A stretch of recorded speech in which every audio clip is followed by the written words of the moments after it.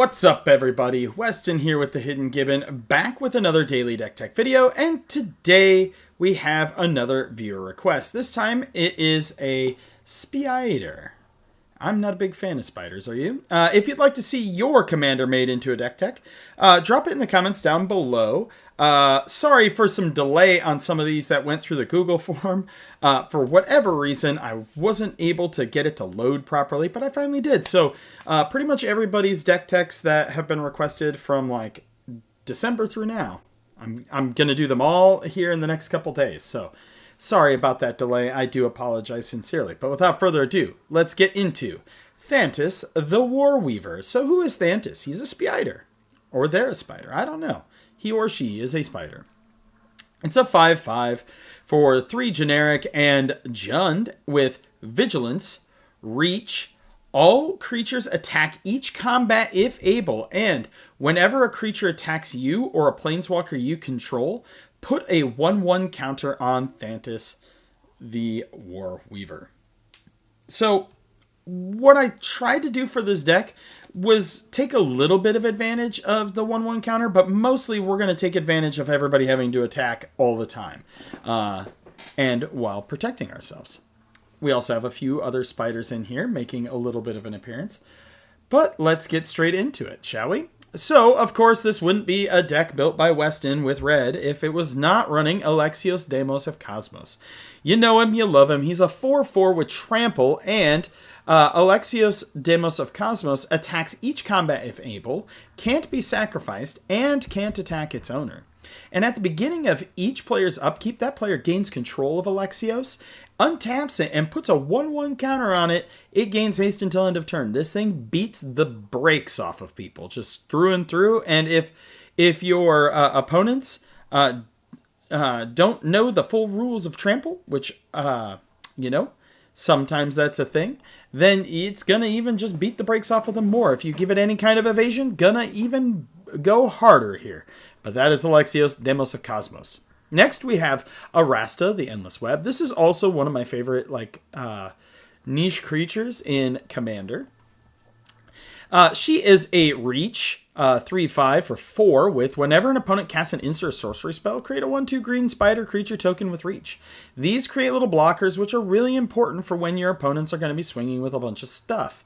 Also, your stuff is also going to have to swing. Sorry for the yawning. We're recording this late at night. It's like 2:30 in the morning right now. We have Bothersome Quasit. Yeah. 3/2 for 3 with Menace. It's goaded creatures your opponents control can't block. And whenever you cast a non-creature spell, goad target creature an opponent controls. We have Brash Taunter. So whenever it's dealt damage, it deals that much damage to target opponent. And you can have it fight somebody. Glissa Sunslayer, first strike, Death Touch. Whenever Glissa Sunslayer deals combat damage to a player, you can draw a card and lose a life.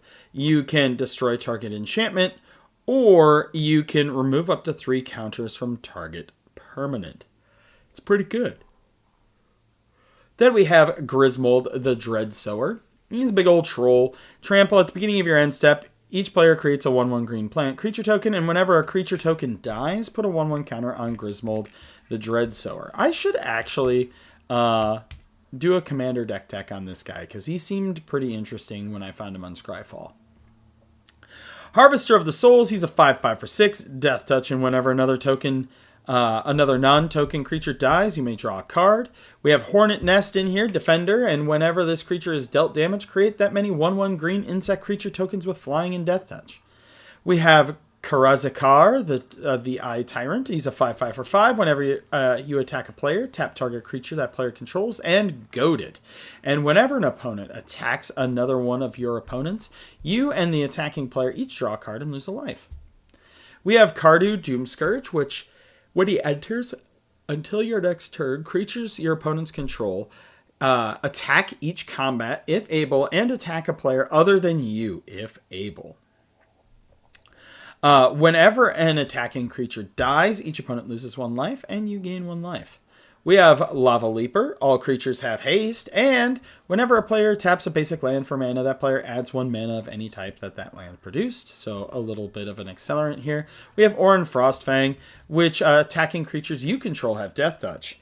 And whenever you can, a creature you control deals combat damage to a player, draw a card. So you're going to be generating a whole bunch of these tokens. Oh my god, I'm so sorry.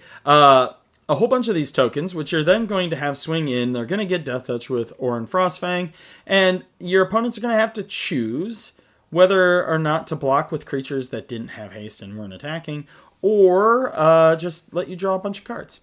We got Birds of Paradise in here. We got Royal Assassin in here, destroy target tapped creature. We have Sereth the Viper Fang. Other tapped creatures you control have Death Touch, untapped have Hexproof, and you can untap another target creature or land you control.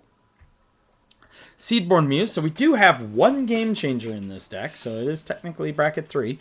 Untap all permanents you control during each other player's untap step. This gives you the ability to have blockers while your opponents will have none. We have Shelob, Child of Ungoliant. I love this. It's an 8/8 for 6. Death Touch and Ward, and other spiders you control have Death Touch and Ward, so your commander and a couple other cards, especially your arrested, its tokens. And whenever another creature dealt damage this turn by a spider you controlled dies, create a token that's a copy of it, except it's a food. And it loses all other card types. We have Spore Frog, also known as Fog Frog. We have Toski, Bearer of Secrets, attacks each turn if able, which is no problem in a deck like this.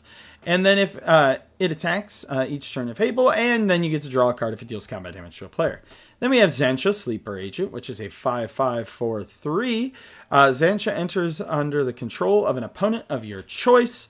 Xantcha attacks each combat if able, and can't attack its owner or planeswalkers its owner controls. And you can pay 3. Anybody but anybody can activate it. Xantcha's controller loses 2 life and you draw a card. Any player may activate this.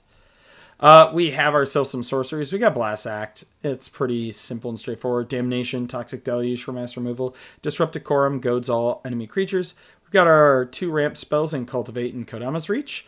Harmonize to draw some cards, and Rishkars to draw us lots and lots of cards based on greatest power. So like Shelob there. Instants, we have a lot. We have Abrupt Decay for removal, Arachnogenesis, Spider Fog. In other words, it prevents X damage, and you get to have X 1/2 spiders with reach, where X is the number of creatures attacking, and then it prevents all combat damage would be dealt by non-spider creatures. Assassin's Trophy for some removal, Beast Within, Chaos Warp, both removal. Constant Mist, Fog, Moment's Peace, Respite, and Jahir's Respite are all fogs. Jahir's Respite will fetch you a bunch of lands. Obscuring Haze is also a fog effect. We have Harrow in here for a little bit of ramp. Putrefy is removal. Return of the Wild Speaker draws you some cards, and can also give non-human creatures control +3/+3. Sudden Spoiling makes all creatures target player controls 0/2s with no abilities until end of turn. Snakeskin Veil, Hexproof, and +1/+1. Temio Safekeeping gives Indestructible and Hexproof. Winds of Colosisma is prevent all combat damage that would be dealt. If you control a creature of power 4 or greater, instead prevent all combat damage that would be dealt this turn by creatures your opponents control. Terminate is also a removal. And we have Tangle and Terrifying Presence, which also are fogs. These are to prevent you from dying. We have Basilisk Collar to give some Death Touch, Whisper Silk Cloak to make unblockable. Dolmen Gate, so your attacking creatures don't take damage. Crawl Space, so only 2 creatures can attack you. Swiftfoot Boots. And then we have Icosacron Scepter. Put any number of fog effects on Icosacron Scepter. Binding of the Old Gods, it destroys a permanent, searches for a force, and gives all your creatures Death Touch. It's pretty good.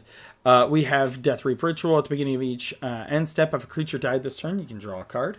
We have Grand Melee. All creatures attack each turn if able. All creatures block each turn if able.